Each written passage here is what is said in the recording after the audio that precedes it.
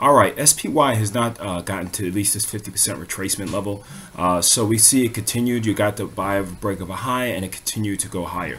Taking out these highs, again, the stand-up rally, I don't care if this was January, February, March, or whatever.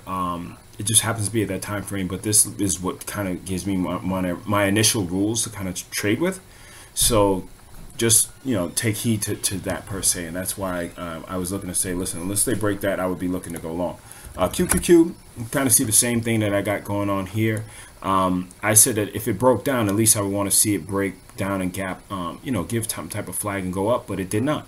Again, if I do, a retracement level from here, you can see that, it didn't even get to the 50% retracement level as well, to say that the trend was at least starting to be questionable and stuff like that. So IWM continued to go higher. Again, we saw this level and it continued. It broke above, gapped above it, and it's continued up the last 3 days. Volume decreasing doesn't mean that you go short, because where is the trend? The trend is up, so you don't short going into there, because that's a very, very hard thing to do. Even if you have forecasted dates and times and stuff, you just don't blindly go short into things without having the trend in your favor.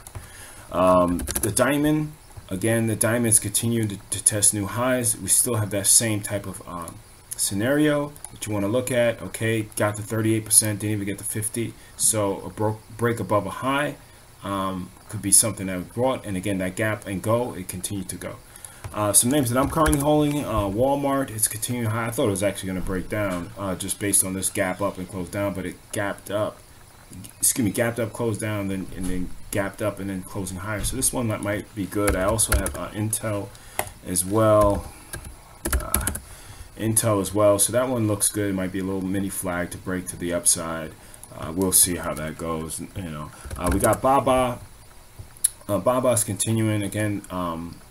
It looks good. If it could get above these highs, it actually looks like it could continue to go to the upside. So I actually like how this price action is going. You got Microsoft. Microsoft is continuing to, again, it broke the 50 level, but then didn't even give you a flag to break back below it. So it is what it is. Apple's still, looking good. Again, this was one I was looking to go to buy in, but it's starting to get a little anemic, quite honestly. But again, the price action still warrants that you would say at the end of the day, it's still in a bullish trend. Again, we're just using the same type of, same type of rule. It got to 50%. Actually, that was a really good buy at that 50% level, and then continuing to the upside. So we see the volumes kind of dying off, but we got to be very, very cautious. Some names that were up, today was Google, but you can see that Google has not. If we kind of move this down, you could say that again they're not. This is not an uptrend; it's still in a downtrend.